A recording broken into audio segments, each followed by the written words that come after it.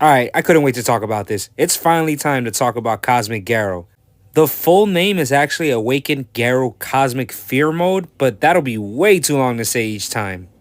I'm not wasting no time. Let's get into this. After the hopeless beating Garou has taken from Saitama, he's left with his ambitions being crushed to nothing by a single hero, says a strange voice that appears in Garou's head.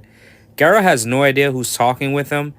We as readers are led to believe this is God's doing, and it isn't the first time we've seen something involving God. And as that goes on in Garou's mind, he surrounds himself in a huge thundercloud that looks like bad news.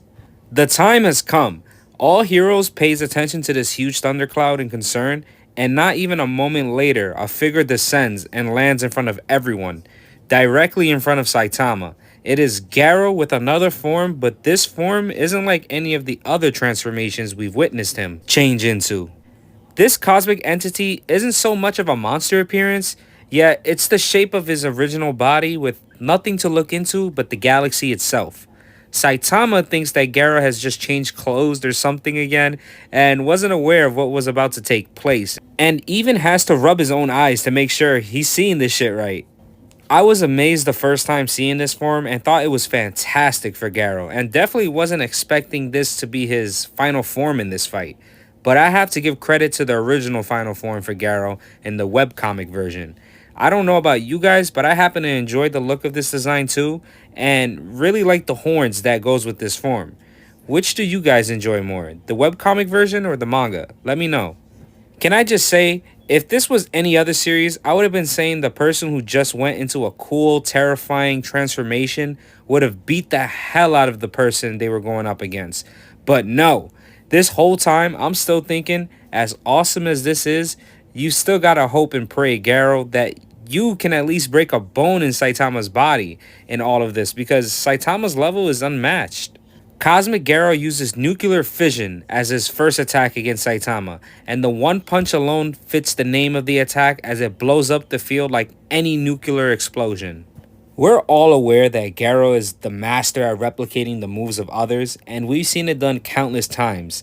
The next person's move that he uses as his own is Homeless Emperor's and his light balls. The intensity of his attacks are picking up greatly and destroys a ton of shit around Saitama and himself.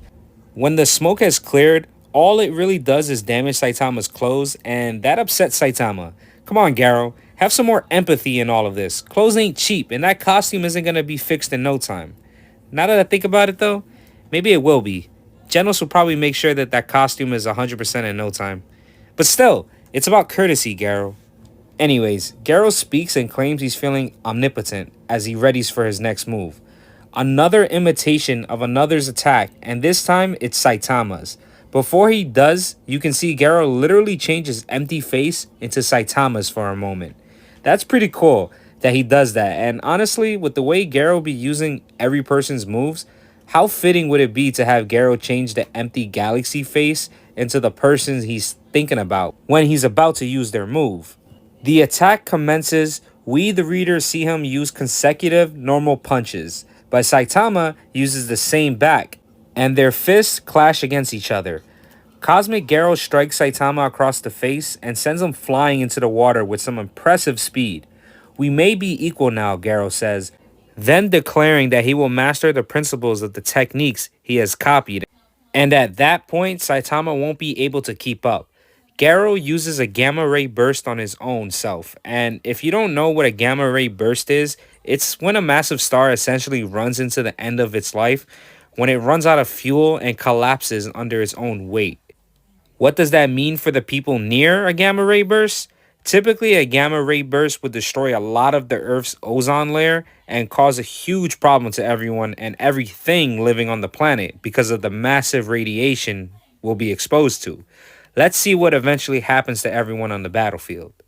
Saitama realizes this could be really dangerous and tries to do something about it to prevent it, but reacts too late and gets hit by the gamma burst head on. After Garou is finished with his attack, he's visible to everyone on the battlefield, and it is then when everyone realizes and notices that whatever caused this huge explosion is the hero hunter Garou. Bang can't believe his eyes. His former student is now something that he can't fathom and believed the last time he saw him that Garou would eventually go back to his normal self after being in the right mindset.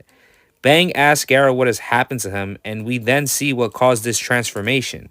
When Garou was pummeled earlier in the fight and went unconscious, he saw Bang appear in front of him. Only this was a disguised being as Bang to try and gain control of Garou easily.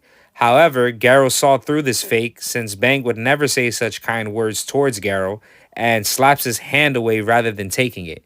It was too late though, because all that was needed was for Garou to simply touch this being's hand. This being tells Garou, "You shall be my representative," and shortly disappears after leaving Garou with power. Garou thinks of Taro one last time, and Taro's words to him earlier of Garou being the coolest hero there is in Taro's eyes.